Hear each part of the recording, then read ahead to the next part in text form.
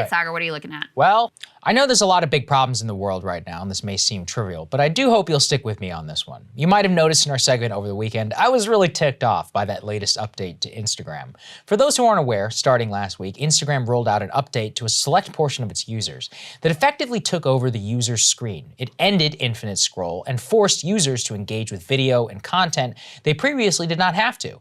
The hallmark of the update was by taking over the screen, the user had less choice in choosing what they wanted to watch and what they didn't, dramatically increasing the amount of so-called recommended videos that one was served previously.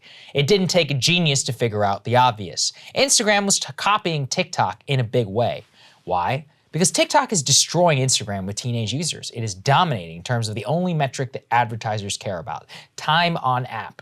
And in that update, Instagram made a big admission. The simple truth is that people do not post enough on Instagram in the current format to compete with TikTok for the amount of time spent on the app. Thus, Instagram was simply going to copy TikTok to force users to spend time on there in a format that exists on TikTok, which they know works. This is profoundly distressing and actually very depressing for a variety of reasons.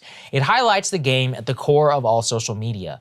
You are not the customer. You are the product. The only thing that matters to these companies is how much time you spend on the app. The more time you spend, the more data they gather, the more of that data they can sell and target for advertisers who are their real customers. That's it. Whether you like it or not, it is completely immaterial. Keep in mind, myself, millions of other people genuinely really liked Instagram. Personally, it's always been my favorite social media platform from its inception. But what I like doesn't matter. What I click on and spend time on matters more. In that realm, it is undeniable TikTok and its format have won in a big way. It's not a coincidence. Instagram's update shipped the very same week that Facebook announced its first ever decline in revenue in the history of the company since it went public. This was accompanied by signs that revenue decline was really just the first of many and a specific hit in the advertising business. Compare this to the data coming out of TikTok and specifically Instagram versus TikTok. TikTok, by contrast, printed a record $12 billion this year, posting a 300% increase in revenue. Furthermore, TikTok surpassed Instagram as the most downloaded app in 2020-22.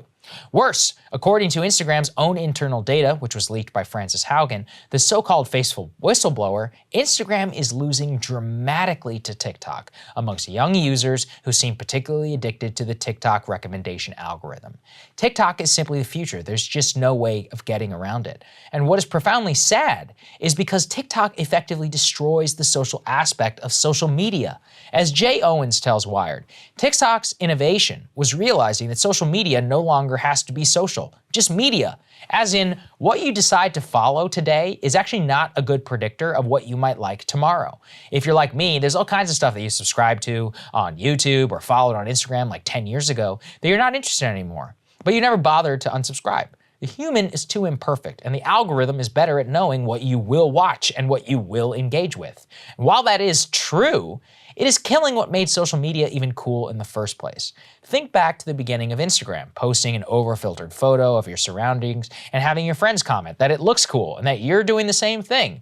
Think back to Facebook a decade ago. People would post dozens of photos after a night out.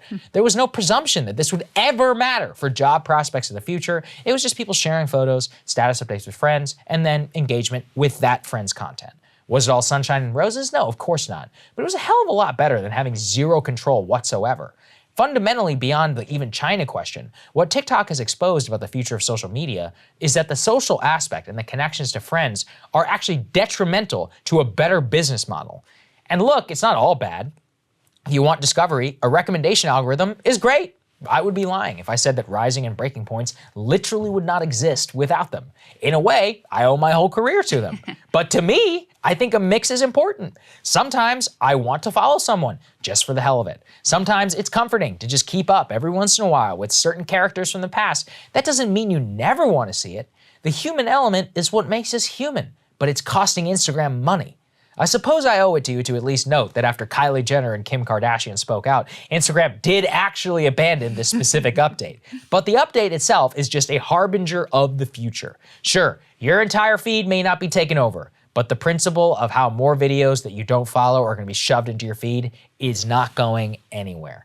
The principle that you're actually a terrible judge of what you will spend time on is baked in forever. It will simply have workarounds in the edges in a less immediate and controversial way. The real question that all of us should be asking is, do we like any of this? We could easily change these incentives if we acted differently, if we spent less time on these apps and gave these companies less control over us. Of course, at that point, they're deeply embedded, though, in our lives. For people like me, it's my whole job. For many of you, this is how you get so much value out of your life. Now is really the time to assess a system that we have allowed to be built on top of all of us, because where things are headed, we have no say at all in our future. I know you and I have talked about this previously, Crystal, about how YouTube, the subscriber button, that doesn't matter anymore. Cable news is ripping us apart, dividing the country, making it impossible to function as a society, and making it impossible to know just what is true and what is false. But the good news is they are failing and they know it. That is why we're building something new, a new mainstream, a healthier one, something more trustworthy, something that we are going to need in one of the most pivotal times in American history. We are building up here for the midterms, for the upcoming presidential election, but we need your help. So if you can help us out by becoming a premium member today at breakingpoints.com, we're trying to change America for the better and the entire world. So what are you waiting for, guys? Go to breakingpoints.com and sign up and help us build a new mainstream.